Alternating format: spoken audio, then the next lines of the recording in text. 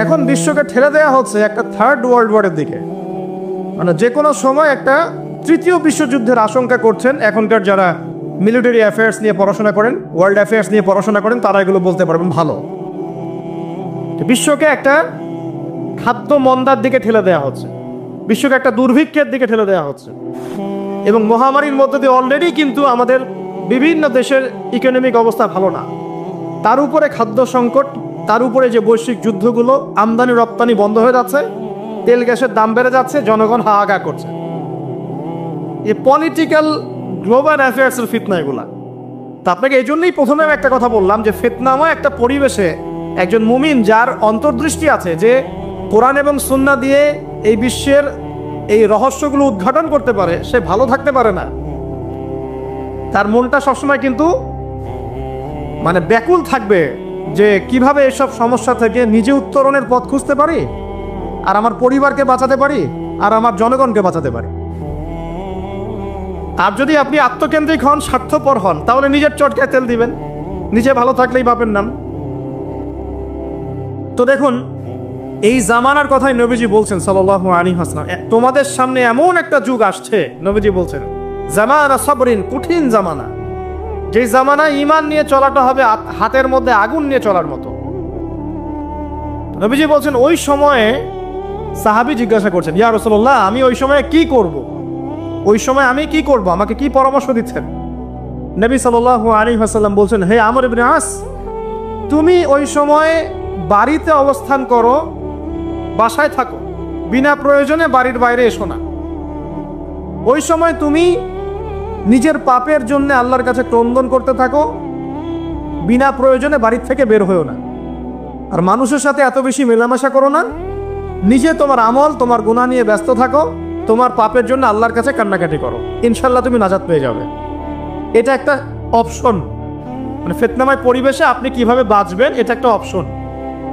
আর একটা হাদিসে কি নবী সাল্লাল্লাহু আলাইহি ওয়াসাল্লাম বলছেন যে যখন এমন ফিতনাময় পরিবেশ আসবে, তখন যদি তোমরা এই আমর বিল মারুফ নাহি আনিল মুনকার, সৎ কাজের আদেশ, অসৎ কাজের নিষেধ, আমার সুন্নতের উপর অটল থাকতে পারো, তাহলে তোমরা 50 জন শহীদের নেকি পাবে। সাহাবায়ে কেরাম বলছেন, ইয়া রাসূলুল্লাহ, আমিনহুম আও মিন্না, তাদের মধ্যে 50 জন নাকি আমাদের মধ্যে 50 জন শহীদ? নবী করিম সাল্লাল্লাহু আলাইহি ওয়াসাল্লাম বলছেন, বাল মিনকুম, বরং তোমাদের মধ্যে 50 জন শহীদ। এটা অপশন নাম্বার 2।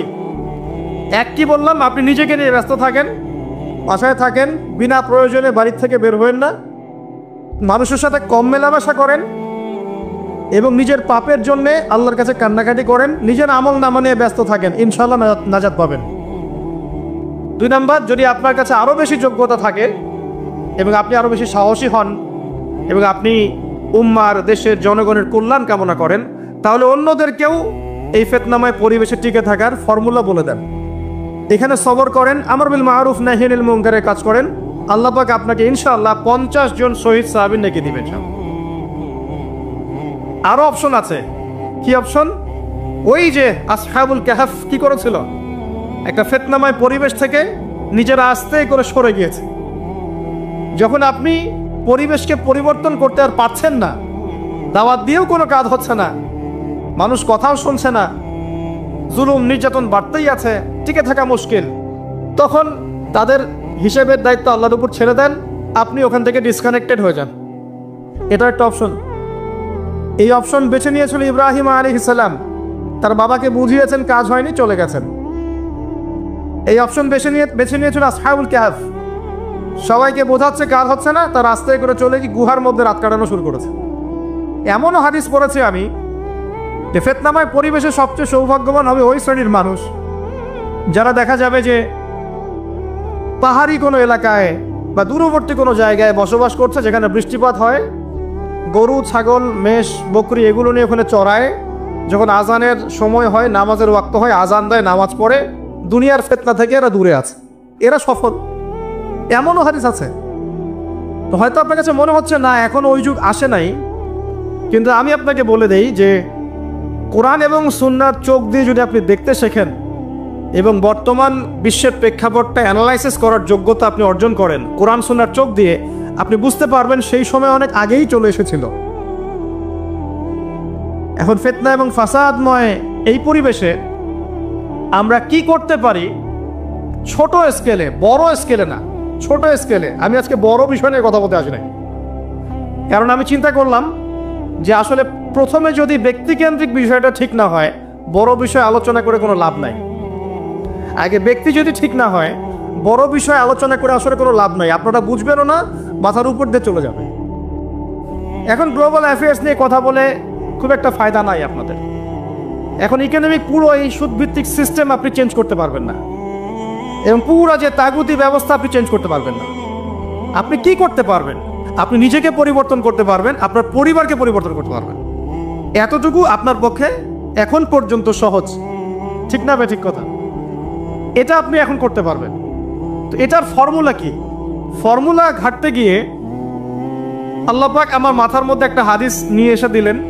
কারণ আমি বিশ্বাস করি যে আপনারা বলছেন মৌলানা, আল্লামা, আমি আসলে এমন কিছু নই। এই কথাগুলো আসলে আমার সাথে যায় না। আমি নিতান্তই একজন ছোট মানুষ এবং তালেবে ইলম, জ্ঞানের পথের পথযাত্রী। আর আমি তালেবে ইলম হয়ে থাকতে চাই। আমি মুফতি হই, আমি মুহাদ্দিস, মুফাসসির বা যে শব্দগুলো আপনারা বলছেন, এমন কিছুই নয়।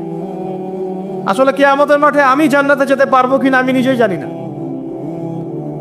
যখন কোনো মানুষ নিজেকে অনেক বড় মনে করা শুরু করবে, বুঝে নিবেন সেই ইবলিসের আনুগত্য করা শুরু করেছে আর কি।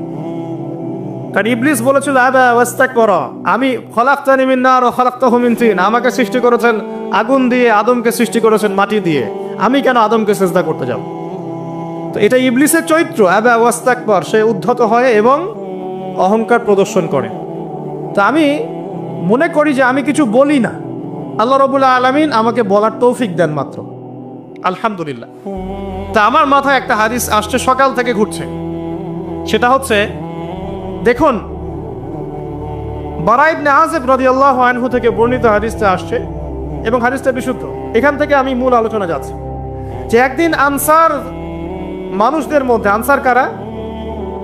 আমাদের আনসার বাহিনী। আনসার কারা? যারা মুহাজির সাহাবীদেরকে আশ্রয় দিয়েছিল মদিনায়, তাদেরকে কি বলা হয়? আনসার। তাহলে শব্দটা সুন্দর না? তাহলে আমাদের বাহিনীর নামটাও সুন্দর, মাশাআল্লাহ। তো আনসার সাহাবীদের মধ্যে একজন ইন্তেকাল করেছেন, ইন্না লিল্লাহি ওয়া ইন্না ইলাইহি রাজিউন। এখন তাকে দাফন করা হচ্ছে, আর নবী সাল্লাল্লাহু আলাইহি ওয়াসাল্লাম কবরের পাশে চুপ করে বসে পড়লেন। তার বসা দেখা দেখি বাকি সাহাবীরাও তাকে ঘিরে গোল করে বসে পড়লেন। তারা বলছেন, আমরা এমন ভাবে এখানে বসেছিলাম যেন আমাদের মাথার উপরে পাখি এসে বসতে পারে, চুপচাপ, কোনো নড়াচড়া নাই। দেখেন রাসূলের সাথে বসার সুন্নত, দেখেন কোরআন এবং হাদিসের মাহফিলে বসার কিন্তু সুন্নত আছে। এখানে বসে দুনিয়াবি এত গল্পগুজব করা যাবে না, এই মোবাইল টোবাইল হাবিজাবি নিয়ে এত ব্যস্ত থাকা যাবে না, দিলের কান দিয়ে শুনতে হবে, ঠিক আছে? আদব আছে, না হলে কথা আপনার উপর তাসির করবে না। তারা এমনভাবে বসেছিলেন যেন মাথার উপরে পাখি বসতে পারে, সুবহানাল্লাহ। এবার নবী করিম সাল্লাল্লাহু আলাইহি ওয়াসাল্লাম বলছেন যে যখন মাইয়েতকে কবরে শোয়ানো হয় তখন সে তাকে দাফন করে যাওয়া ব্যক্তিদের হাঁটার খসখস আওয়াজ শুনতে পায়। এরপরে তাকে যখন শুইয়ে দেওয়া হয়, সে যদি মুমিন ব্যক্তি হয় তাহলে তার মাথার দিকে তার সলাত এসে দাঁড়িয়ে যায়। দুনিয়াতে আপনি যে নামাজগুলো পড়েছেন, আমি যে নামাজগুলো পড়ছি, এগুলো মাথার দিকে দাঁড়িয়ে যায়। ডান দিকে চলে আসে তার সওম, সওম মানে কি? রোজা। বাম দিকে চলে আসে যাকাত, যাকাত মানে কি? যাকাতের সাথে তো আমরা পরিচিত নই। আমরা ওই যে রাস্তাঘাটে যে দান খয়রাতগুলো উঠানো হয়, এগুলোর সাথে খুব পরিচিত, তাই না? কত টাকা, কত পয়সা, কি কি গান গড়ে আর টাকা কালেকশন করে না?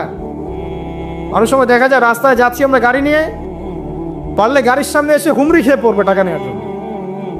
এইভাবে টাকা কালেকশন করতে কে শিখিয়েছে ইসলামে? আর আমরা অনেক সময় ছোট ছোট বাচ্চাদেরকে দিয়ে, মাদ্রাসার ছোট ছোট বাচ্চাদেরকে দিয়ে টাকা কালেকশন করাই। এটা ঠিক না। কেন ঠিক না জানেন? ছোটবেলা থেকেই ওর ব্যক্তিত্ব নষ্ট হচ্ছে। এই হাতটা উত্তম না এই হাতটা উত্তম? উপরের হাত উত্তম, নিচের হাত উত্তম। তো ছোটবেলা থেকে সে নিচের হাতে অভ্যস্ত হচ্ছে। দেখেন, এত টাকা পয়সা কালেকশন করে আমাকে আর একটা স্বতন্ত্র মসজিদ করতেই হবে জরুরি? খুবই জরুরি ছিল। মানুষের কাছে হাত চেয়ে, হাত পেতে রাস্তাঘাটে এরকম করে গাড়ি থামিয়ে, তারপরে কি বলবো, সুর করে গান গেয়ে এত টাকা পয়সা কালেকশন করতেই হবে? মসজিদটা আমাকে টাইলস ফিটিং করতেই হবে? এসি মসজিদ করতেই হবে? আমরা এমনও মসজিদ রংপুরে দেখেছি 10 বছরেও টাকা কালেকশন শেষ হয় নাই। 10 বছর ধরে কালেকশন হচ্ছে। আমি ছোটবেলা থেকে দেখছি কালেকশন হচ্ছে। কি বুঝলেন? তো এগুলো আমাদের ব্যক্তিত্ব নষ্ট করে। মুসলিমরা উপরের হাতের মালিক।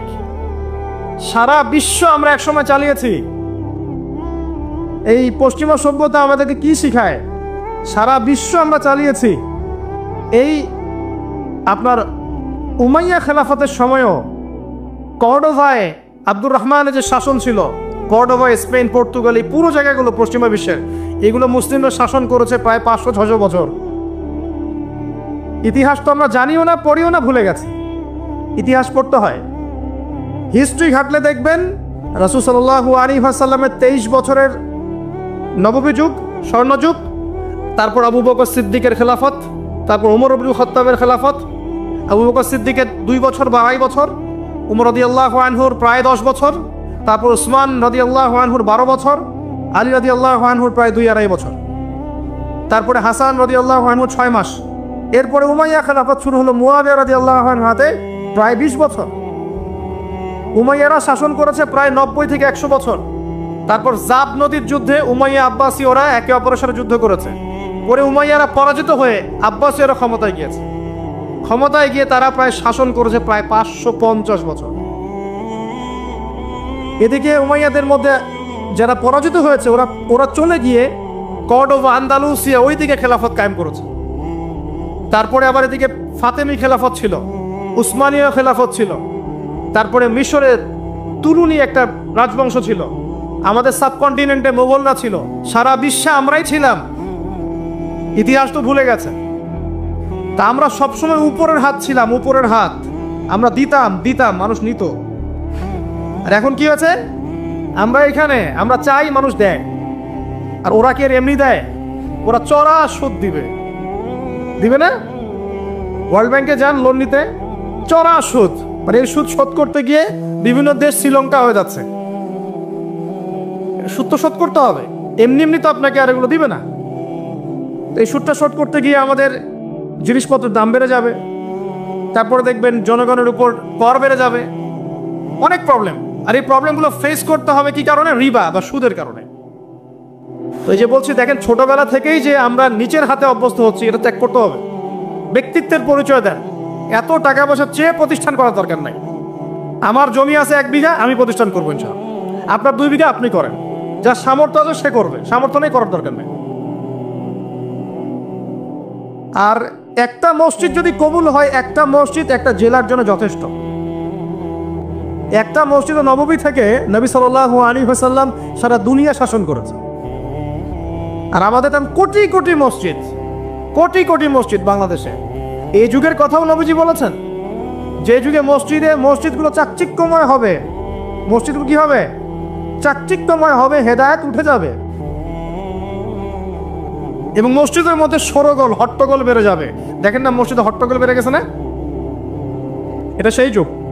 তো যেটা বলছিলাম প্রিয় ভাইরা, যে নিচের হাতে অভ্যস্ত না, উপরের হাতে অভ্যস্ত হতে হবে। এই কারণে এই যে একটা হাদিসের কথা শুরু করলাম, যে আনসার সাহাবী কারা ছিল? যারা মুহাজির সাহাবীদেরকে আশ্রয় দিয়েছে। এখন এই সাহাবীদের মধ্যে একজন ইন্তেকার করেছে। তার লাশ যখন রাখা হচ্ছে, তখন নবীজি বলছেন, মাথার দিকে মাইয়েতের আসে কি? সলাত। সলাত মানে কি? নামাজ। 5 ওয়াক্ত নামাজ আজকে থেকে ছাড়বেন? ওয়াদা করেন আজকে থেকে 5 ওয়াক্ত নামাজ ছাড়বো না ইনশাআল্লাহ। একটা হাদিস খালি বলি, মান তারাকা সালাতান মুতাআম্মিদান ফাকাদ কাফারা, মান তারাকা সালাতান মুতাআম্মিদান ফাকাদ কাফারা। আবার শোনেন, قال رسول الله صلى الله عليه وسلم من ترك صلاة متعمدا فقد كفر আর মুয়াজ বিন জাবাল রাদিয়াল্লাহু আনহু নবীজি বলেছেন, মান তারাকা সালাতা মুতাআম্মিদান ফাকাদ বারিয়াত মিন জিম্মাতিল্লাহ। যে ব্যক্তি নিজের উপর ফরজ নামাজ ছেড়ে দিল, সে কুফরি করলো, সে কুফরি করলো, সে কুফরি করলো। মুয়াজ বিন জাবালকে নবী সাল্লাল্লাহু আলাইহি ওয়াসাল্লাম বলছেন, যে ব্যক্তি ফরজ নামাজ ইচ্ছা করে ছেড়ে দিল, সে ব্যক্তি আল্লাহর জিম্মা থেকে মুক্ত হয়ে গেল। নামাজ ছাড়বেন প্রিয় ভাই জামাতের সাথে ইনশাআল্লাহ। আল্লাহ আমাকে তৌফিক দেখ, আপনাদের সবাইকে তৌফিক দান করুন, আমিন। জামাত যদি না পান একা পড়ে নেবেন, ঠিক আছে? যদি ঘুমিয়ে থাকেন ঘুম থেকে উঠে পড়বেন, ভুলে গেছেন যখন মনে হবে তখন পড়বেন। ওযু করার পানি নাই, কি করবেন? তায়াম্মুম করবেন। তায়াম্মুমেরও কিছু নাই, আপনার কোনো কাপড়ই নাই, সতর ঢাকার কোনো কাপড়ই নাই, কি করবেন? বসে বসে নামাজ পড়বেন ওই অবস্থাতেই। এটা কোনো মাফ নাই, মানে আপনার ওযু করার কোনো পানি নাই, তায়াম্মুমের কিছুই নাই, কাপড়ও নাই সতরে, তখনও নগ্ন হয়ে বসেই নামাজ পড়তে হবে, মাফ নাই। যখন শোয়ানো হবে মাথা থেকে কি থাকবে? সালাত। তাহলে আমরা যারা ফরজ সালাত এখন আদায় করছি না, আজকে তওবা করেন, বলেন আস্তাগফিরুল্লাহ আল্লাযী লা ইলাহা ইল্লা হুয়াল হাইয়ুল কাইয়্যুম ওয়া আতুবু ইলাইহি। হে আল্লাহ, আমরা তওবা করছি, সারা জীবনে যত নামাজ পড়ি নাই, এই সমস্ত নামাজ না পড়ার পাপ থেকে তোমার কাছে তওবা করছি। ঠিক আছে? এটা আস্তাগফিরুল্লাহর অর্থ নয়, আমি বাংলায় বললাম। আর যদি নামাজ কাজা করে আদায় করে দিতে পারেন আলহামদুলিল্লাহ, খুবই ভালো হয়। যদি নাও পারেন তাও এখন থেকে আর কোনো নামাজ বাদ দিয়েন না, আর বেশি বেশি নফল নামাজ পড়ার চেষ্টা করেন। আল্লাহ পাক তৌফিক ইনায়াত করুন। আসুন, তারপরে ডান দিকে কি? সওম। সওম মানে কি? রোজা। রমজান মাসে রোজা রাখি সবাই তো, মাশাআল্লাহ, আলহামদুলিল্লাহ। রমজান মাসে সওম রাখার পাশাপাশি বেশি বেশি নফল সওম রাখার ব্যাপারে অভ্যস্ত হওয়ার চেষ্টা করতে হবে। সবচেয়ে সেরা সওমগুলো হচ্ছে মাসের 3 দিন, আইয়ামে বীজের সওম, চাঁদের 13, 14 এবং 15 তারিখ। আর সপ্তাহে 2 দিন, সেটা হলো বৃহস্পতিবার এবং কি সোমবার। আল্লাহ পাক তৌফিক দান করুন, আমিন। এছাড়া আরাফার সওম আছে, আশুরার সওম আছে, ঠিক আছে? জিলহজ মাসের প্রথম 10 দিন রাখতে পারেন, ইত্যাদি। এবার বাম দিকে কি? যাকাত। যেটা বলছিলাম, যাকাতের সাথে আমরা খুব একটা পরিচিত নই, অথচ যাকাত একটা ফরজ ইবাদত। কেউ যদি নামাজ এবং যাকাতের মধ্যে পার্থক্য করে, সে ব্যক্তি কাফের হয়ে যাবে। কেউ যদি মনে করে নামাজ আমি মানি, যাকাত আমি মানি না, তাহলে কাফের হয়ে যাবে। নিসাব পরিমাণ সম্পদ হলে প্রত্যেক মুসলিমের উপর যাকাত ফরজ, ঠিক আছে? এবং এই যাকাতই হচ্ছে আপনার ইসলামিক অর্থনীতির মূল ভিত্তি। যাকাত হচ্ছে ইসলামিক অর্থনীতির কি? মূল ভিত্তি। তো যে কথা বলছিলাম প্রিয় ভাইরা, দেখুন, যাকাত ইসলামিক অর্থনীতির মূল ভিত্তি। কিভাবে জানেন? ব্যবসা এবং যাকাত এটা কি করে? এটা একটা মার্কেটের মধ্যে সম্পদ ঘুরতে থাকে। আমি বুঝাচ্ছি আপনাকে। মনে করেন আপনি ব্যবসা করছেন এবং যাকাত দিচ্ছেন। যাকাত কারা দিবে? যারা যাকাতের নিসাব পরিমাণ সম্পত্তি রাখে, মানে কিছুটা ধনী তারা। তো তারা ব্যবসা করছে, মাশাআল্লাহ। ব্যবসা যখন করে, ব্যবসায় কি থাকে? লাভ থাকে, লস থাকে, লাভ থাকে, লস থাকে। লাভও হতে পারে আপনার, লসও হতে পারে। আর সুদে কি? শুধু লাভ, লস আছে? লস নাই। পার্থক্য বোঝেন। এখন ব্যবসা যখন আপনি করবেন, এই টাকা বা মূল যে ক্যাপিটাল যেটা বলে অর্থনীতির ভাষায়, এটা মার্কেটের মধ্যে সার্কুলেট করতে থাকবে। আজকে আপনি ধনী, লাভ করেছেন, কালকে লস করবেন, এই ধন আরেকজনের হাতে চলে যাবে।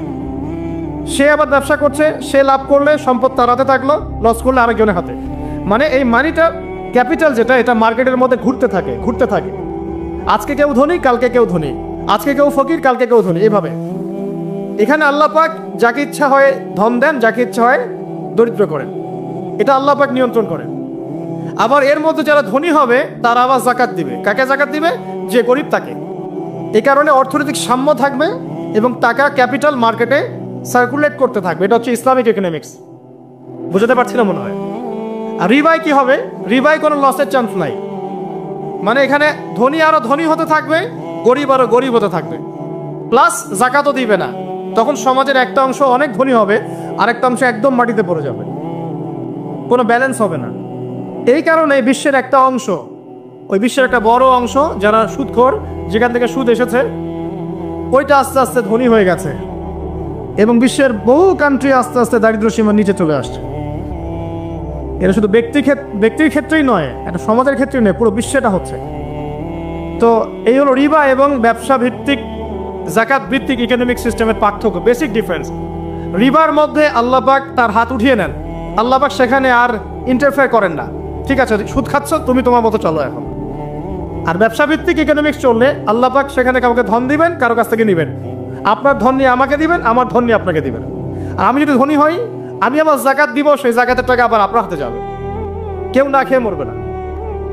তো সামনে এই যে বলা হচ্ছে 2023 সাল, শুধু 23 সাল না, আমার অবজারভেশন 2026-27 পর্যন্ত একটা অর্থনৈতিক মন্দা চলতে পারে।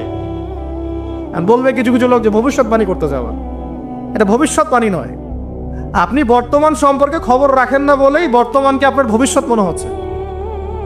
আমাদের অনারেবল মিনিস্টার যারা আছেন ওদেরকে জিজ্ঞাসা করেন, তাদেরকে জিজ্ঞাসা করেন, তারাও বলছেন যে 2023 সাল থেকে 26 সাল খাদ্য মন্দার মধ্যে যাবে।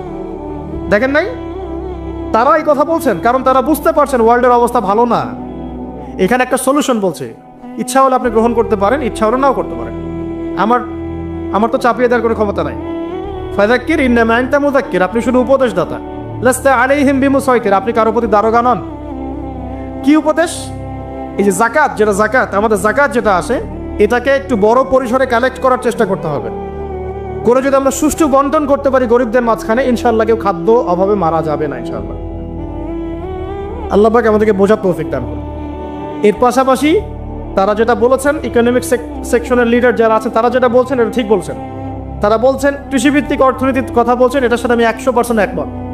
কারণ আল্লাহ পাকের কোরআন, এই কোরআনের মধ্যে বেশিরভাগ যে অর্থনীতির কথা এসেছে তা হচ্ছে কৃষিভিত্তিক অর্থনীতি। এটা কি জানেন? হয়তো জানেন না। কোরআনে যত ইকোনমিক সিস্টেমের কথা আসছে তার মধ্যে সবচেয়ে বেশি এসেছে কৃষিভিত্তিক অর্থনীতির কথা, তারপর ব্যবসা এবং যাকাত।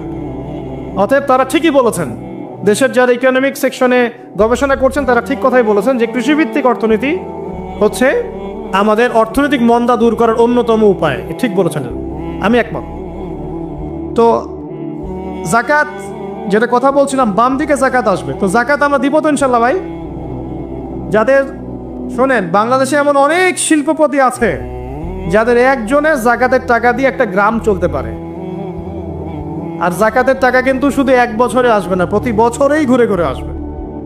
মনে করেন যে আপনাদের এলাকার মধ্যে অনেক বিত্তশালী আছেন, আমি দোয়া করি মন থেকে আল্লাহ পাক বিত্তশালীদের অন্তরটাকে নরম করে দিক এবং ওসমান রাদিয়াল্লাহু আনহুর মতো দানশীল করে দিক।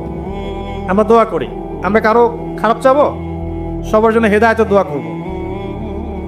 টাকা থাকতে তো সমস্যা নাই, কিন্তু টাকা থেকে যদি উসমান রাদিয়াল্লাহু আনহু হতে না পারলাম তাহলে সমস্যা। টাকা থাকতে কোনো সমস্যা নাই, ধন আপনাকে আল্লাহ দিতেই পারেন। এই ধনটাকে উসমান গনি রাদিয়াল্লাহু আনহুর মতো আল্লাহর পথে বিতরণ করে দেন, ইনশাআল্লাহ আল্লাহ পাক আপনাকে জান্নাতুল ফেরদৌস দান করবেন। তো অনুরোধ থাকবে, দেখেন, আপনারা যদি একটা এলাকার যাকাত কালেক্ট করতে পারেন, মনে করেন কথার কথা এখানে কিছু মেয়ে আছে যারা খারাপ পথে পা বাড়িয়েছে, আমার কথা বুঝতে পারছেন? আচ্ছা, এরকম পল্লী অনেক জায়গায় আছে না? এক বছরের যাকাতের টাকা দিয়ে সমস্ত যৌন পল্লীর মেয়েদেরকে কাজ দেয়া সম্ভব, কর্মে আনা সম্ভব। ওদেরকে কাজের ব্যবস্থা করে দেন, ওরা কাজ করবে না ইনশাআল্লাহ। কোনো মেয়েই এই কাজ করতে চায় না আমার মতে। কোনো মেয়েই চায় না যে ইজ্জত বিক্রি করে খাবো, কোনো মেয়ে চাবে? কখনো চাবে না। ওকে আপনি ভালো কাজের ব্যবস্থা করে দেন এই যাকাতের টাকা দিয়ে, দেখবেন ইনশাআল্লাহ সে ওই খারাপ পথ ছেড়ে দিয়েছে। অনেক দেখবেন দরিদ্র মানুষ আছে যে পড়াশোনা করার কোনো সুযোগ নাই, টাকা পয়সা নাই, পড়াশোনা করতে চায় কিন্তু টাকা পয়সা নাই, দিনের জ্ঞান অর্জন করতে চায়, দেশকে কিছু দিতে চায়, টাকা নাই। তাকে আমরা হেল্প করতে পারি না? পারি। অনেক মানুষ আছে মাদক দ্রব্য বিক্রি করছে, তাকে বুঝান, দিনের হেদায়েত দেন যে ভাই আমি তোমাকে আরো ভালো চাকরি দিব, ভালো ব্যবসা দিব, তুমি ছাড়বা কিনা? বলবো আমি ছেড়ে দিব ইনশাআল্লাহ। বুঝালে ছেড়ে দিবেন ইনশাআল্লাহ। এই যে মেগা প্রজেক্ট যেটা কথা বলি আমরা, আত্ম উন্নয়নমূলক বলেন, যুব উন্নয়নমূলক বলেন, বা কান্ট্রি ডেভেলপমেন্টের কথা বলেন, এখানে যাকাত একটা বড় শক্তি হতে পারে। তবে এটাকে সুষ্ঠুভাবে কালেক্ট করতে হবে এবং যাকাতের যে 8টা খাত আছে এই খাতগুলোতে সুষ্ঠুভাবে বন্টন করতে হবে। অমুসলিমদেরকেও যাকাত দেওয়া যায়, জানেন? অমুসলিম যদি কেউ থাকে, দরিদ্র, তাকেও যাকাত দিয়ে সহযোগিতা করা যায়। আমরা সহযোগিতা করি না বলেই তো যে পশ্চিম থেকে লোকজন এসে সহযোগিতা করে খ্রিস্টান বানাচ্ছে এখন সবাইকে। আরো বাড়বে দিন দিন, দেখেন আমরা তো সহযোগিতা করছি না। আপনার পাশে আপনার প্রতিবেশী না খেয়ে মারা যাচ্ছে, আপনি যাচ্ছেন না। এখন তো অন্য কেউ এসে যদি সাপোর্ট করে, ও তো তার দলেই ভিড়বে তখন, স্বাভাবিক। এটাই হচ্ছে এখন। আল্লাহ বোঝার তৌফিক দান করুন আমাদের। বাম দিকে মাইয়াতের থাকবে কি ভাই? যাকাত।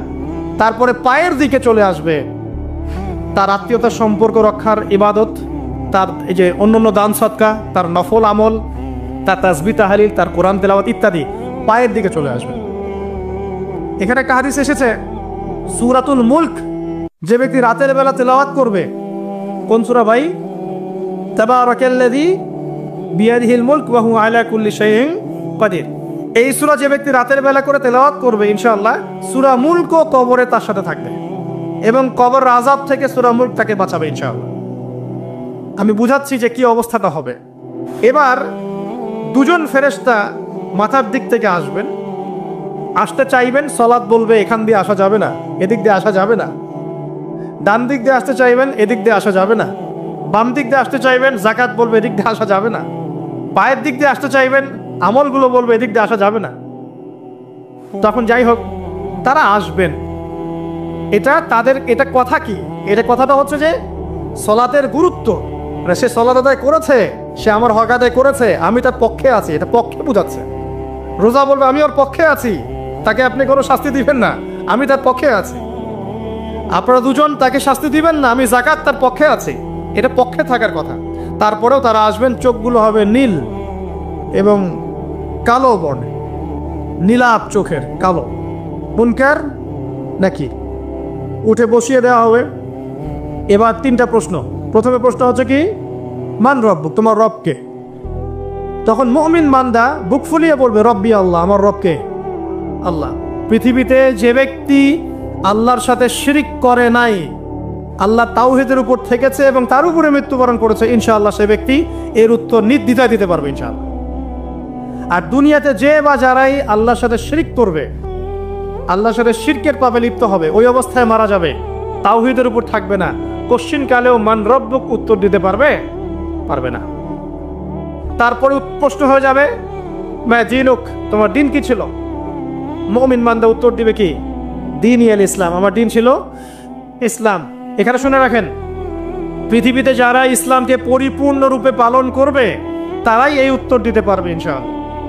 যারা ইসলামকে ঠাট্টা বিদ্রুপের হাসি তামাশার পাত্র বানিয়েছে, মন চাইলে কিছু করি, মন চাইলে কিছু করি না, সহজগুলো একটু আমল করি, বাকি কিছুর আমল ধারি না, হ্যাঁ নামাজ পড়ি, সুদ ছাড়তে পারি না, ঠিক আছে, বছর বছর ওমরা করি, এদিকে ঘুষ দুর্নীতি ছাড়তে পারি না, ইসলামকে ঠাট্টা তামাশার পাত্র বানিয়েছে, এরা কোশ্চিন কালে উত্তর দিতে পারবে না মা দীনুক। দিনে পরিপূর্ণরূপে ইসলামে প্রবেশ করতে বলেছেন আল্লাহ রাব্বুল আলামিন। যারা পরিপূর্ণরূপে ইসলামে প্রবেশ করবে এবং ইসলামের প্রতিটা মৌলিক বিধান মেনে চলবে, ইনশাআল্লাহ তারা এর উত্তর দিতে পারবে। এরপরে আসবে তৃতীয় প্রশ্ন। নবী সাল্লাল্লাহু আলাইহি ওয়াসাল্লামকে দেখানো হবে, যখন দেখানো হবে তখন সূর্য যখন ডুবে যায়, যে দৃশ্যটা আমরা দেখতে পারি না, ওই দৃশ্যটা ভেসে উঠবে এবং মুমিন বান্দা অস্থির হয়ে যাবে, বলবে আমাকে ছেড়ে দাও, আমি নামাজ পড়বো। সুবহানাল্লাহ। তার কারণ তার কাছে মনে হবে যে আসরের ওয়াক্ত হয়ে গেছে, আসরের ওয়াক্ত হয়ে গেছে, আসরের ওয়াক্ত চলে যাচ্ছে, আমাকে নামাজ পড়তে হবে। চিন্তা করেছেন? ওই যে একটা হাদিস আছে না, যে 7 শ্রেণীর মানুষকে আল্লাহ রাব্বুল আলামিন আরশের ছায়া দিবেন, তার মধ্যে এক শ্রেণীর মানুষকে যার অন্তর মসজিদের সাথে ঝুলে থাকে, তার মন মসজিদের সাথে ঝুলে ছিল, এই সূর্য ডুবে গেল বলে আমাকে ছেড়ে দাও, আমি নামাজ পড়তে যাব। তখন ফেরেশতারা বলবেন তোমাকে নামাজ পড়তে দেওয়া হবে, তবে তার আগে তুমি এর উত্তর দাও। কি উত্তর? এই ব্যক্তির দিকে তাকাও। তখন নবী সাল্লাল্লাহু আলাইহি ওয়াসাল্লামকে দেখানো হবে, সাল্লাল্লাহু আলাইহি ওয়াসাল্লাম দরুদ পড়বেন, বলা হবে যে এই ব্যক্তির সম্পর্কে তোমার কি ধারণা? মান হাযা রাজুলু বুইসা ফীকুম, এই ব্যক্তি কে, যাকে তোমাদের কাছে পাঠানো হয়েছিল? মুমিন ব্যক্তি নির্দ্বিধায় বলে দিবে যে তিনি হচ্ছেন আমার নবী মুহাম্মদুর রাসূলুল্লাহ সাল্লাল্লাহু আলাইহি ওয়াসাল্লাম। দেখুন, পৃথিবীতে যে বা যারাই নবী সাল্লাল্লাহু আলাইহি ওয়াসাল্লামের সুন্নতের উপর আমল করবে, ইনশাআল্লাহ সে তার উত্তর দিতে পারবে। দুনিয়াতে যারা নবীর সুন্নতের 5 পয়সা পরোয়া করছে না, তার আদর্শের 5 পয়সা দাম দিচ্ছে না, তারা কোশ্চিন কালে উত্তর দিতে পারবে না। নাম হতে পারে আব্দুর রহমান, আব্দুর রহিম, নবীর সুন্নতের ধার ধারে না, তারা উত্তর দিতে পারবে না। তা নবীর সুন্নতের গুরুত্ব কত গভীর, এটা আমাদেরকে এখান থেকে বুঝতে হবে। তাই প্রিয় যুবক ভাইরা, মুসলিম ভাইরা, আমাদের জীবনটাকে নবীর আদর্শ এবং সুন্নতে ঢেলে সাজাতে হবে। সকাল থেকে সন্ধ্যা পর্যন্ত প্রতিটা কাজ করব কার তরিকায়? রাসূলের তরিকায়। নামাজ পড়বো তার তরিকায়, রোজা, সিয়াম, হজ, জাকাত, আমল, মুআমালাত, আখলাক সব কার তরিকায়? নবী সাল্লাল্লাহু আলাইহি ওয়াসাল্লামের তরিকা অনুযায়ী ইনশাআল্লাহ। আল্লাহ পাক তৌফিক এনায়েত করুন, আমিন। এবার ফেরেশতা দুজন জিজ্ঞাসা করবেন অবাক হয়ে যে তুমি কিভাবে এটা জানলে? তুমি কিভাবে এই তিনটা প্রশ্নের উত্তর দিতে পারলে? কারণ বেশিরভাগ মানুষ তো উত্তর দিতে পারবে না, বেশিরভাগ মানুষই এই উত্তর দিতে পারবে না। কারণ কিয়ামতের মাঠে 1999 জন মানুষ জাহান্নামে যাবে, নাউযুবিল্লাহ। তো এটা কঠিন পরীক্ষা। আল্লাহ রাসূল সাল্লাল্লাহু আলাইহি ওয়াসাল্লাম বলেছেন যে নিশ্চয়ই তোমাদেরকে এখানে পরীক্ষায় ফেলা হবে, আর তোমরা যদি এই পরীক্ষা জেনে তোমাদের মৃতদেরকে দাফন করা থেকে বিরত না থাকতে, তাহলে আমি তোমাদেরকে শুনিয়ে দিতাম কবরে কেমন পরীক্ষা হয়। মানে যদি আমরা শুনতে পারতাম যে কবরে কেমন পরীক্ষা হয়, আমরা ভয়ে আমাদের মৃতদেরকে দাফন পর্যন্ত করতাম না। এটা নবীজি বলছেন সাল্লাল্লাহু আলাইহি ওয়াসাল্লাম। তাকে জিজ্ঞাসা করা হবে যে তুমি কিভাবে জানলে এটা? বেশিরভাগ মানুষ তো পারে না উত্তর দিতে। তখন সেই ব্যক্তি বলে বসবে, সেই ব্যক্তি বলবে যে করাতু কিতাবাল্লাহ, আমি আল্লাহর কিতাব এই কোরআন পড়েছি।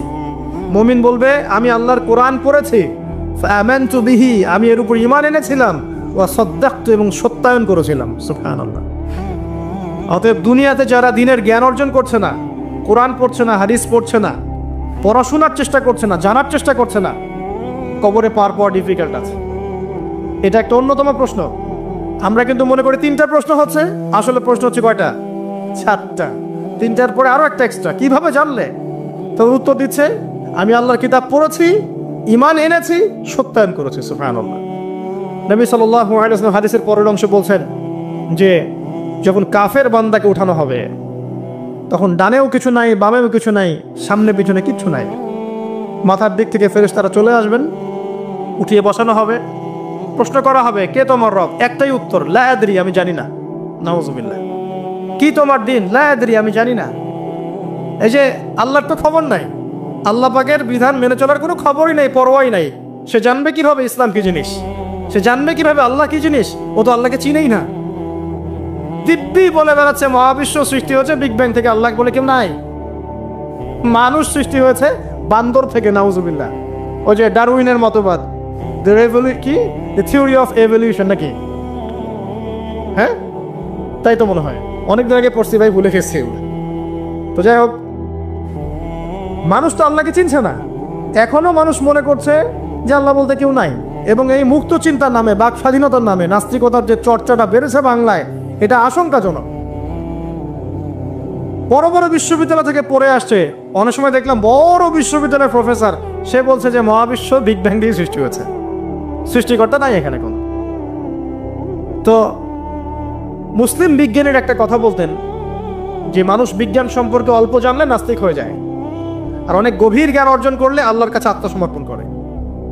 খেয়াল করে দেখবেন, ডক্টর, ইঞ্জিনিয়ার যারা বড় বড় লেভেলে চলে গেছেন, অনেক সিনিয়র, তারা কিন্তু বেশিরভাগ নামাজি দেখবেন, নামাজ পড়ে, দান সৎকার করে, সমাজ কল্যাণমূলক কাজ করে। তারা কিন্তু রোগীর সেবা করতে গেলেও বলে যে নামাজ পড়িয়েন, রোজা রাখিয়েন, তারা কিন্তু বলে।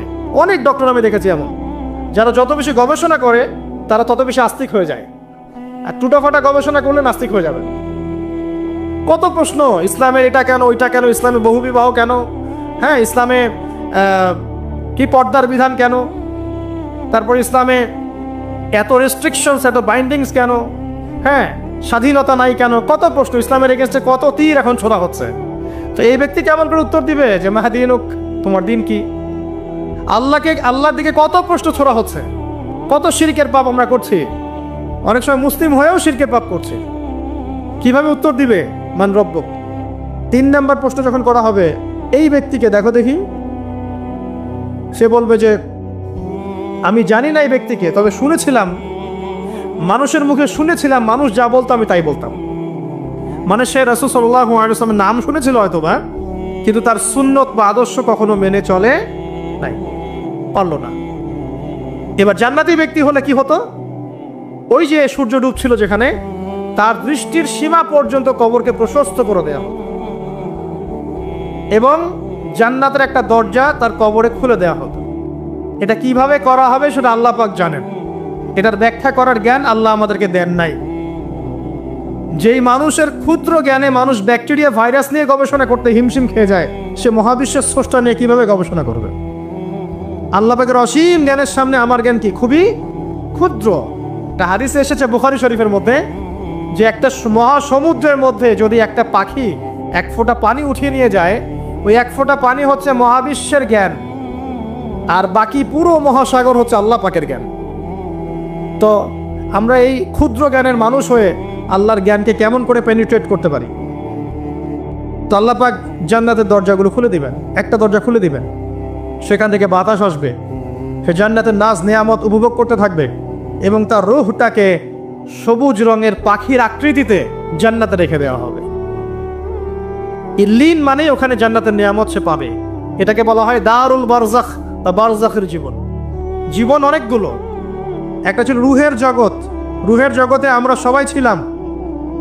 শোনেন, রুহের জগতে যার সাথে যার বন্ধুত্ব ভালোবাসা গভীর ছিল, দুনিয়াতে তার সাথে তার ভালোবাসা বেশি। এটা হয়তো জানেন না, জানতেন হাদিসটা? রুহের জগতে যদি কখনো আপনার সাথে আমার দেখা হয়ে থাকে, দুনিয়াতে আপনার সাথে আমার দেখা হবে ইনশাআল্লাহ। রুহের জগতে যদি আপনার আমার মধ্যে ঘনিষ্ঠ ভালোবাসা থেকে থাকে, এখানেও ভালোবাসা হয়ে যাবে ইনশাআল্লাহ। এটা বলে আমি আবার তোমাদের বয়ফ্রেন্ড গার্লফ্রেন্ড ভালোবাসা বুঝাই নাই, ওই ভালোবাসার কথা বলি নাই। আবার রুহের জগতে বিদ্বেষ, এখানেও দেখবেন বিদ্বেষ। ওটা একটা জগৎ ছিল যেখানে আল্লাহ পাক সমস্ত আদম সন্তানকে সৃষ্টি করে তাদের রুহটাকে রেখেছিলেন এবং ওয়াদা নিয়েছেন। কি ওয়াদা? আল্লাহ পাক বলেছিলেন আলাস্তু বিরব্বিকুম, সূরা আরাফের 182 নম্বর আয়াত পড়ে দেখবেন, 182 নম্বর আয়াত। আল্লাহ পাক বলেছিলেন যে আমি ওয়াদা নিয়েছিলাম, আলাস্তু বিরব্বিকুম, আমি কি তোমাদের রব নই? আমরা সবাই বলেছিলাম বেলা ইয়া রব্বি, অবশ্যই আপনি আমাদের রব।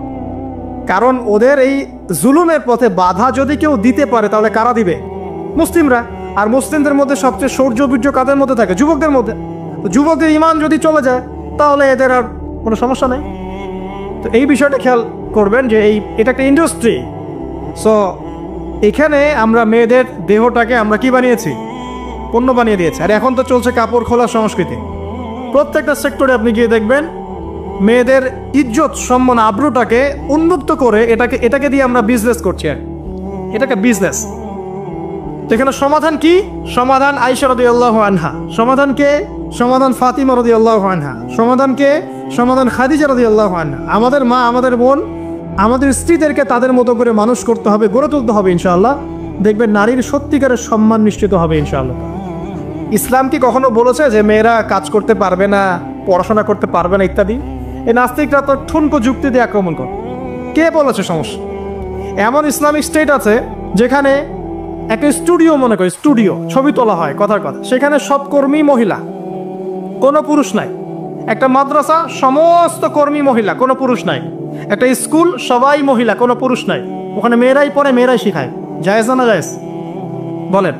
একটা নিরাপদ পরিবেশে যদি মেয়েরাই মেয়েদের দায়িত্ব নিয়ে পড়াশোনা করায়, ব্যবসা করে, অন্য কিছু করে, জায়েজ না জায়েজ? তাহলে পরিবেশ নিশ্চিত করাটা হচ্ছে চ্যালেঞ্জ। ইসলাম বলছে না যে আপনি তাকে একদম অজ্ঞ করে রেখে ঘরের কোণে ফেলায় রেখে দেন, তাকে আপনি পড়াশোনাও শেখাবেন না, সম্পত্তির অধিকারও দিবেন না, কিছুই না। এগুলো ইসলাম কখনো বলেনি। বলেছে? আরে বোকা মানুষ! রাসূলুল্লাহ সাল্লাল্লাহু আলাইহি ওয়াসাল্লামের সময় তো মহিলা সাহাবীরা উহুদের যুদ্ধ করেছে। কি শুনলেন? রাসূল সাল্লাল্লাহু আলাইহি ওয়াসাল্লামের সময় মহিলা সাহাবী উহুদের যুদ্ধও করেছে। উহুদের যুদ্ধের নাম শুনেছেন? ওখানে মহিলা সাহাবীও ছিল তীরন্দাজ। তাহলে মহিলারা কি করে না এই নবীর যুগে? আর খাদিজা রাদিয়াল্লাহু আনহা যত বড় ব্যবসায়ী ছিলেন, এখন এত বড় ব্যবসায়ী পাবেন? কোনো মেয়ে আছে এত বড় ব্যবসায়ী? উসমান রাদিয়াল্লাহু আনহু যত বড় বিজনেসম্যান ছিলেন, এখন এত বড় বিজনেসম্যান আছে? তো কি ছিল না সেই স্বর্ণযুগে? ওই স্বর্ণযুগের সুন্নতি আমাদেরকে আমল করতে হবে। আল্লাহ পাক তৌফিক এনায়েত করুন, আমিন। প্রিয় মা ও বোনেরা, পর্দা ছাড়বেন না। আপনাদের জন্য 4টা কাজ: স্বামীর আনুগত্য করা, লজ্জাস্থানের হেফাজত করা, আপনার 5 ওয়াক্ত সালাত ঠিকঠাক মতো আদায় করা এবং রমজান মাসে সাওম রাখা। নবীজি বলেছেন সাল্লাল্লাহু আলাইহি ওয়াসাল্লাম, জান্নাতের যে কোনো দরজা দিয়ে ইচ্ছা আপনি প্রবেশ করতে পারবেন। আপনার জন্য সহজ। আর স্বামীর আনুগত্য বলতে আমি বুঝাইনি স্বামীর দাসত্ব করতে হবে, এটা বলিনি। এখনকার কিছু ফ্যামিলিস্ট মেয়ে আছে, ওরা আনুগত্য শব্দ মনে হয় যে দাসত্ব মনে হয়। আনুগত্য দাসত্ব এক জিনিস না। আনুগত্য কি? স্বামী কোরআন সুন্নাহর অনুকূলে কোনো কথা বলেছে, আপনি মানবেন। স্বামী বলছে পর্দা করো, তোমাকে ভালোবেসে বলছি তুমি পর্দা করো, তুমি আমার অনেক প্রিয় একজন মানুষ, তুমি বেপর্দায় বাইরে যাবা, লোকজন দেখবে, কেমন হয়? ঠিক আছে, তোমাকে তো আমিই বিয়ে করেছি, তুমি আমার, মানুষ তোমাকে দেখবে কেন? ঠিক আছে, তো এখন স্বামী ভালো কথা বলেছে, আপনি শুনলেন, এটা আনুগত্য।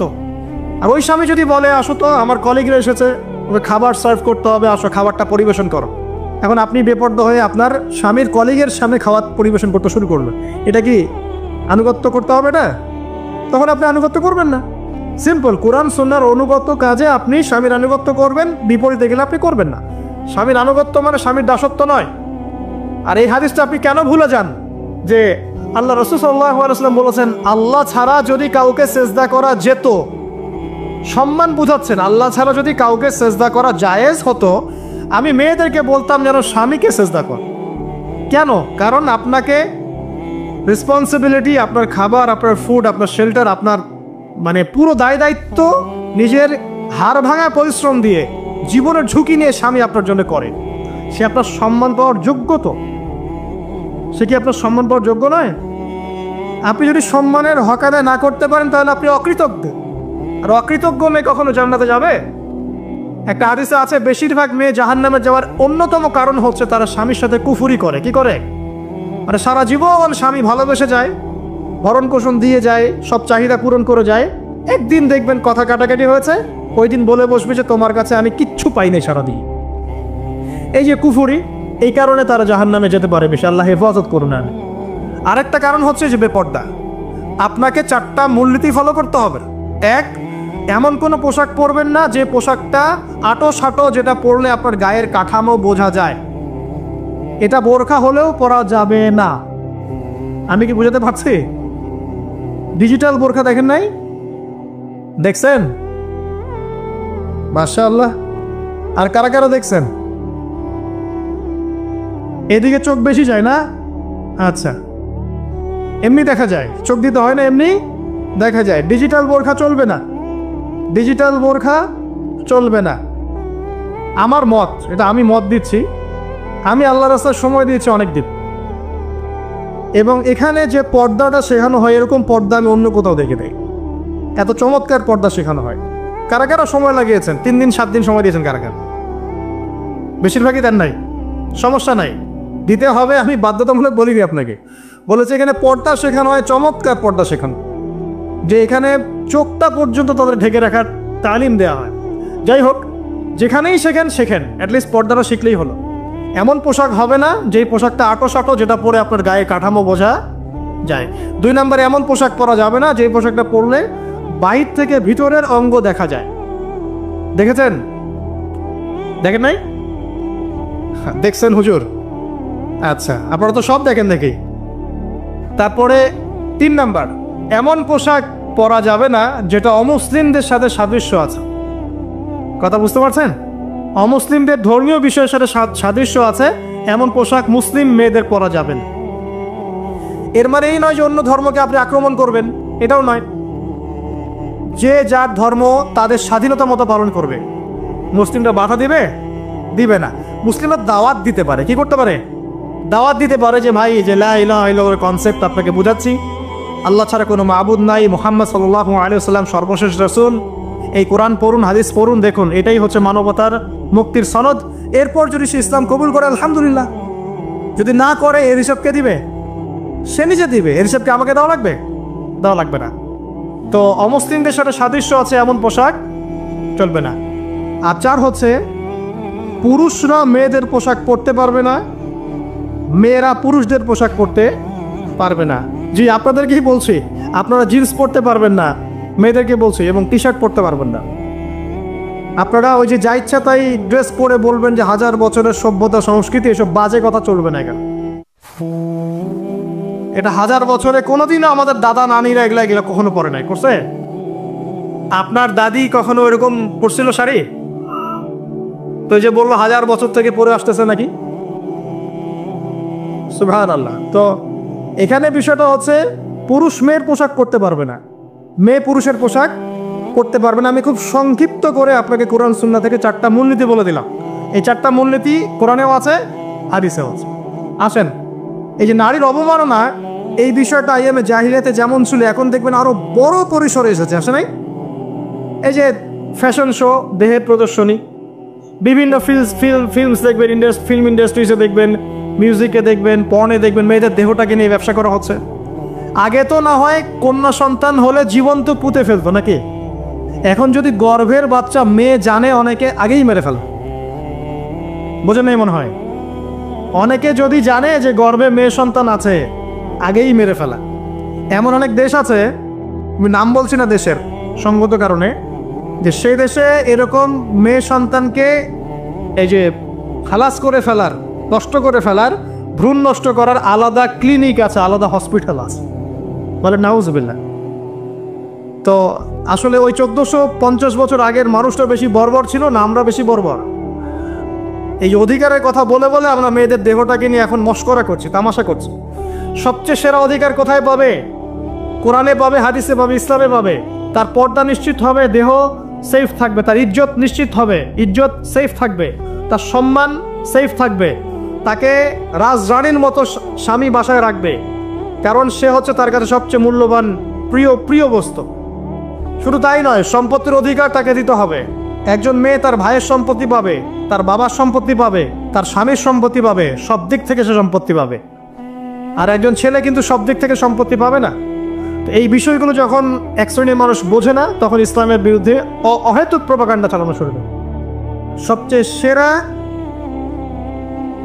সম্মান রক্ষার উদাহরণ দেয়া হয়েছে ইসলামে, কোরআনে এবং হাদিসে। এই কথাটা আপনাদের মা বোনদেরকে বোঝাবেন, তবে নম্রতার সাথে বোঝাবেন, কারণ উচ্চবাচ্য করলে তারা কথা শুনবে না। আর আল্লাহ রাসূল সাল্লাল্লাহু আলাইহি ওয়াসাল্লাম বলেছেন, কিছুটা বাঁকা হাত দিয়ে তাদেরকে তৈরি করা হয়েছে। যদি আপনি শক্ত করে চাপ দিতে যান তাহলে ভেঙে যাবে, আর যদি আপনি ওই অবস্থায় ছেড়ে দেন তাহলে বাঁকাই থেকে যান। এখানে আপনাকে হিকমা অবলম্বন করতে হবে। আল্লাহ পাক তৌফিক দান করুন। একটা বিষয় বলছিলাম, ওই যে শিরকের পাপ এখন গ্লোবালাইজেশন হয়েছে না, ওই সুদের পাপ এখন গ্লোবালাইজেশন হয়েছে না। গ্লোবালাইজেশন বোঝেন? মানে বিশ্বায়ন, পুরো বিশ্বে ছড়িয়ে পড়েছে না। আরেকটা হচ্ছে এই যে মেয়েদের অবমাননা, এটা সারা বিশ্বে ছড়িয়ে পড়ে নাই। আচ্ছা, আর দুটা বলবো, এরপর বলে আমি শেষের দিকে যাচ্ছি। আসুন, একটা হচ্ছে মাদক। আইয়ামে জাহিলিয়াতের অন্যতম সেরা পাপ ছিল কি? মাদক। ওই যে বলছেন জাহিলি যুগ, কেন বলছেন জাহিলি যুগ? বিকজ ওইখানে মাদক খেত মানুষ বেশি। এখন বলেন, ওখানে না হয় মক্কায় মাদক খেত মানুষ, এখন সারা বিশ্বে মাদক ছড়িয়ে পড়ে নাই? বেশি না কম? এখন এই যে নতুন নতুন মাদক আসছে, ইয়াবা, আরও নাকি কি আসছে নতুন নতুন, আমরা নামও জানি না। এই যে গাজার নাম জানি, ফেন্সিডিলের নাম জানি, আর কি আছে, হিরোইন বলেন আর দু একটা, আফিম, আর কি আছে? হ্যাঁ, রেন্ডি, সুবহানাল্লাহ, এই নামও কখনো শুনি নাই আমি। আচ্ছা শোনেন, বিষয়টা হচ্ছে, দেখুন এই বিষয়টা কি হালাল না হারাম? আচ্ছা, এটাকে যদি আমরা হালাল করে নেই তাহলে কি হবে? কুফরি হবে না শিরক হবে? শিরক কুফর দুটোই হচ্ছে। কিন্তু এখন মক্কার কিছু মানুষ মাদক খেয়েছে বুঝলাম, আল্লাহ রাব্বুল আলামিন ধাপে ধাপে এখান থেকে বের করেছেন। প্রথমে বলেছেন মদ খেয়ে নামাজের ধার কাছে যেও না। হ্যাঁ, তারপরে বলেছেন এই যে মাদকে কিছুটা উপকার আছে কিন্তু বেশি ক্ষতি। তারপর বলেছেন খেয়ে নামাজের কাছে যেও না। তারপর ধাপে ধাপে শেষের দিকে এসে আল্লাহ পাক বলেছেন যে এটাকে ছেড়ে দাও। সূরা মাইদায় পড়ে দেখেন, এটা শয়তানের কাজ। তখন সাহাবায়ে কেরাম রাদিয়াল্লাহু আনহুম পুরোপুরি মাদক থেকে নিজেদেরকে মুক্ত করলেন। এরপরে কি কখনো তারা মাদক ছুঁয়েও দেখেছেন? বরং মাদক দ্রব্য সেবন করলে 40টা লাঠি বেত্রাঘাত করতে হয়, ইসলামিক শাস্তি। কয়টা লাঠি? আর ওমর রাদিয়াল্লাহু আনহুর সময়ে 40 লাঠিকে বাড়িয়ে 80 লাঠি করা হয়েছে। কত লাঠি? 80 লাঠি। কিন্তু আরো একটা পাপের শাস্তি আছে, বলবো? অপবাদ, এখন যেটা বেশি দেয়া হয়, অপবাদ, মিথ্যা অপবাদ, সতীসাধী নারীর উপরে মিথ্যা অপবাদ, এর শাস্তি হচ্ছে 80 লাঠি। আবার 100 লাঠির শাস্তি আছে, 100 লাঠি। এটা কিসের জানেন? জিনা। জিনা এই যে যারা করছেন, এর শাস্তি হচ্ছে 100 লাঠি, তাও জনসমক্ষে দিতে হবে, গোপনে না। আর 1 বছরের জন্য এলাকা ছাড়া করতে হবে। রজম একটা শাস্তি আছে, রজম। এটা কি? রজম মানে পাথর নিক্ষেপ করে হত্যা। এটা তো বর্বর, তাই না? অমানবিক, মধ্যযুগীয়। এসব কথা শুনছেন না? শোনেন, কিছু কিছু বিষয় আছে যে বিষয়গুলো করার পরে এই পৃথিবীতে মানুষ বেঁচে থাকার অধিকারটা হারিয়ে ফেলে। কথা বুঝতে পারছেন না? মনে কিছু কিছু পাপ আছে, এগুলো করলে পরে মানুষ এই পৃথিবীতে বেঁচে থাকার অধিকারটা হারায় ফেলে। যেমন কোনো বিবাহিত ব্যক্তি যদি জেনা করে, নাউজুবিল্লাহ, কোনো ছেলে যদি কোনো ছেলের সাথে যৌন সম্পর্ক করে, সমকামী করে, বা এটাকে যেটা গে মানে যেটা কি বলে, সমকামিতা, ঠিক আছে, এই কাজ যদি কেউ করে, নোংরা কাজ যদি কেউ করে, কোনো মেয়ে যদি কোনো মেয়ের সাথে এরকম কোনো কাজ করে, একই পাপ। এইসব পাপ করলে পরে এই পৃথিবীতে বেঁচে থাকার অধিকারটা সে হারিয়ে ফেলে। কথা কি বুঝতে পারছেন? আচ্ছা, তখন শাস্তি হচ্ছে আল্লাহ রাব্বুল আলামিন পাথর নিক্ষেপ করে হত্যা করতে বলেছেন। কারণ হচ্ছে সে এত গর্হিত একটা কাজ করেছে যেটা এই শাস্তি পাওয়ার সম্পূর্ণ যোগ্য। এবং কওমে লূত নামে যে কওম ছিল, ওই কওমটাকে আসমানে উঠিয়ে আল্লাহ পাক পাথর বর্ষণ করে এভাবেই শেষ করে দিয়েছে। জর্ডান একটা দেশ আছে না, জর্ডান, জর্ডানের পাশে ডেড সি নামে একটা জায়গা আছে, ডেড সি, মৃত সাগর। ওইখানে সাদুম নামে একটা গোত্র থাকতো। কোন গোত্র? সাদুম। ওই সাদুম গোত্র এরকম সমকামী ছিল।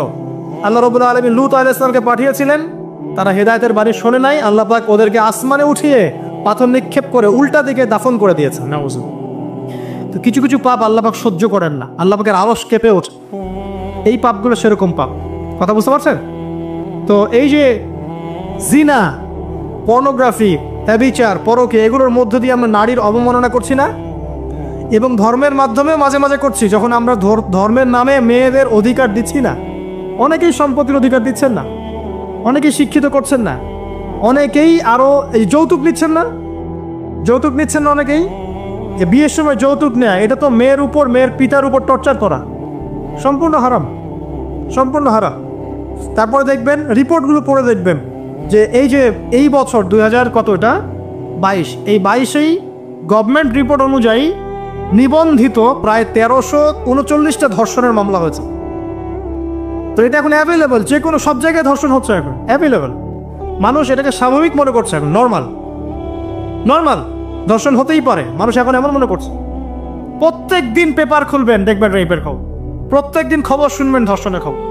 আর সব খবর তো আসে না, আসে হয়তো 10%, 20%, 30%, বেশিরভাগই আসে না। এলাকায় মোড়ে মোড়ে দেখবেন, গ্রামে গঞ্জে শহরে বন্দরে খালি ইফটিজিং দেখবেন, খালি ইফটিজিং। মেয়েদেরকে যৌন হয়রানি করা হচ্ছে, বাসে, অটোতে, টেম্পুতে, সব জায়গা। বাসের মধ্যে মেয়েকে রেপ করে ফেলা হচ্ছে। একটা বাচ্চা মেয়ে যে বোঝেও না যে সেক্সুয়াল বিষয়গুলো কি জিনিস, ওকেও রেপ করা হচ্ছে।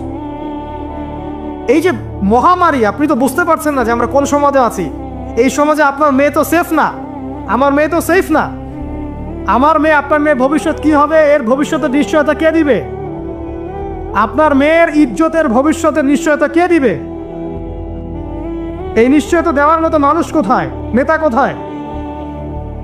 কারো ঘরের স্ত্রী, কারো ঘরের বোন, কারো ঘরের মেয়ে এখন সেফ না। যে কোনো দিন, যে কোনো জায়গায়, যে কোনো দুর্ঘটনা হতে পারে। বাসে, ট্রাকে, ট্রেনে, অটোতে, সব জায়গায় হতে পারে। আর এগুলোকে আমরা প্রমোট করছি, এখন নগ্নতাকে প্রমোট করছি, পর্নকে প্রমোট করছি। এই নগ্নতা, পর্ন, এসব দিয়ে মানুষের মাথাটাকে পুরো জানোয়ার বানিয়ে ফেলা হয়েছে। পর্ন দেখাতে দেখাতে ছেলেদের মাথাটাকে জানোয়ার, পশু বানিয়ে ফেলা হয়েছে।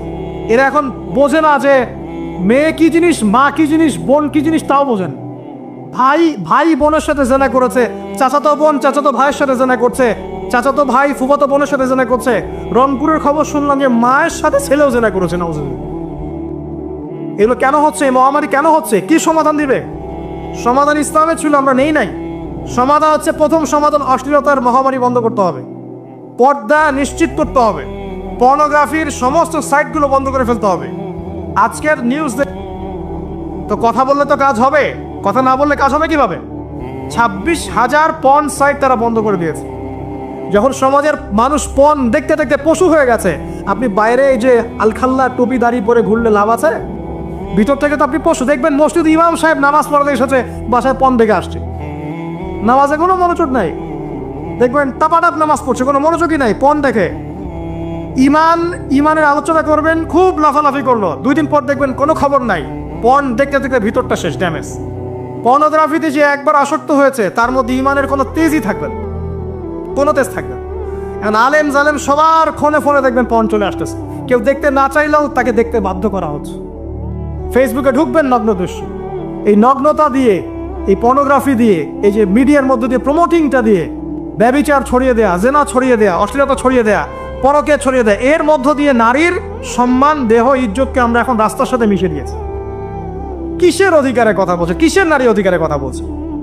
খালি ডিগ্রি সার্টিফিকেট অর্জন করতে পারলে অধিকার হয়? আমার তো ইজ্জতই ঠিক থাকলো না, আমার অধিকার কোথায় থাকলো? একটা সার্টিফিকেট অর্জন করার জন্য কলেজের মেয়েদেরকে বড় বড় নেতার বেডরুমে ঢুকানো হচ্ছে, দেখেন নাই? তো একটা সার্টিফিকেট অর্জন করতেই হবে আমাকে, নিজের ইজ্জত বিক্রি করে দিয়ে হলেও আমার সার্টিফিকেট অর্জন করতেই হবে। লাথি মারি এসব পড়াশোনার পিছনে, দরকার নেই আমার পড়াশোনা। হচ্ছে বাসায় এলাকায় এলাকায় মহিলা মাদ্রাসা করেন, মাদ্রাসায় মেয়েদেরকে পড়ান। আমি খুব দুঃখের সাথে বলছি, অনেক মাদ্রাসাতেও এরকম ঘটনা কিন্তু ঘটেছে না? এখানে একটা কথা আমরা পরিষ্কার করতে চাই, সেটা হলো যে পাপ পাপী, রেপি, ধর্ষণী, সে আলেম করুক আর জালেম করুক, ইমাম করুক আর জালেম করুক, ফাসেক করুক, সবাইকে সমান শাস্তি নিশ্চিত করতে হবে। আর শাস্তি হবে দৃষ্টান্তমূলক, যেন আরো 10 জন থেকে শিক্ষা নেয়। ওই যে ইসলামে আছে না হাত কেটে ফেলা, কি কারণে বলেন তো? কারণ সবাই যখন দেখবে যে খুঁটির সাথে বেঁধে একটা চোরের হাত কেটে ফেলা হয়েছে, এলাকার সব মানুষ দেখেছে, চুরি পারবে না কমবে? নিশ্চিত চুরি কমে যাবে ইনশাআল্লাহ। তো এই যে নারীর অবমাননার ওই যুগের চেয়ে এই যুগে বেশি না কম? আপনি ভালো করে আল্লাহর নূর দিয়ে দেখেন। আমি প্রথমে বলেছি, শুধু বাইরের চোখ দিয়ে দেখলে সব বুঝতে পারবেন না। আল্লাহ পাকে নূর দিয়ে দেখেন, কোরআন সুন্নাহর গভীর জ্ঞান দিয়ে দেখেন, দেখবেন ওই জাহিলিয়াতের চেয়ে 1000 গুণ বেশি জাহিলিয়াত এখনকার বিশ্বে চলছে। আল্লাহ পাক আমাদের মা বোনদের ইজ্জত হেফাজত করুন, তাদের সম্মান হেফাজত করুন। আমরা দোয়া করি আল্লাহ পাক তাদেরকে উচ্চশিক্ষায় শিক্ষিত করুন, নিরাপত্তা নিশ্চিত করুন। কেউ যদি ওদের দিকে খারাপ চোখ তুলে তাকায়, আল্লাহ পাক সেই চোখকে যেন ধ্বংস করে দেন। আল্লাহ পাক তাদের ইজ্জতের প্রতি যদি কেউ খারাপভাবে হাত বাড়ায়, তাদের শাস্তি যেন নিশ্চিত করার তৌফিক আল্লাহ পাক আমাদেরকে দান করে। আল্লাহ পাক আমাদের মা বোনদেরকে মহামূল্যবান মনে করে আমাদেরকে হেফাজত করার তৌফিক দান করুন, আমিন। আর তাদেরকে যারা নগ্ন করতে চায়, আল্লাহ পাক এদেরকে ধ্বংস করে ছেড়ে দিন, আমিন। আল্লাহ পাক বলেছেন, যারা চায় মুমিন মুসলিমদের সমাজে অশ্লীলতা ছড়িয়ে পড়ুক, দুনিয়া এবং আখিরাত উভয়ে জাহানে আল্লাহ পাক এদেরকে ধ্বংস করবেন। আরেকটা বলে শেষ করি, সেটা হলো, কয়টা বলেছি ভাই? জাহিলিয়াত। ইমাম মুহাম্মদ বিন আব্দুল ওয়াহাব রাহিমাহুল্লাহ তার একটা বইয়ের মধ্যে 1000টা জাহিলিয়াত আছে। আমি 5টা বাছাই করেছি। কয়টা? 5টা। কয়টা বলেছি? 4টা। এক হচ্ছে কি বলেছিলাম? শিরক। আছে না নাই? রিবা এখন আছে না নাই? 3 নম্বর কি ছিল? মাদক। আর 4 নম্বর নারীর অবমাননা। মাদক তো বুঝলেন, এটা তো আমার চেয়ে আপনারা ভালো বুঝেন, মাদক সব জায়গায় আছে। আল্লাহ রাসূল সাল্লাল্লাহু আলাইহি ওয়াসাল্লাম বলেছেন, কোনো ব্যক্তি যদি মাদক সেবন করে, তার 40 দিনের নামাজ কবুল হবে না। সে যদি আবার তওবা করে ফিরে আসে, আল্লাহ পাক মাফ করে দিবেন ইনশাআল্লাহ। যদি আবারও মাদক খায়, আবার 40 দিনের নামাজ কবুল হবে না। তারপর যদি আবার তওবা করে, আবার আল্লাহ মাফ করে দিবেন ইনশাআল্লাহ। তারপর যদি আবার মাদক খায়, আবার 40 দিনের নামাজ কবুল হবে না। তারপর যদি আবার তওবা করে, আবার আল্লাহ মাফ করে দেবে। তারপরে যদি আবার মাদক খায়, তখন আল্লাহ রাব্বুল আলামিন তাকে তিনাতুল খাবাল পান করাবে।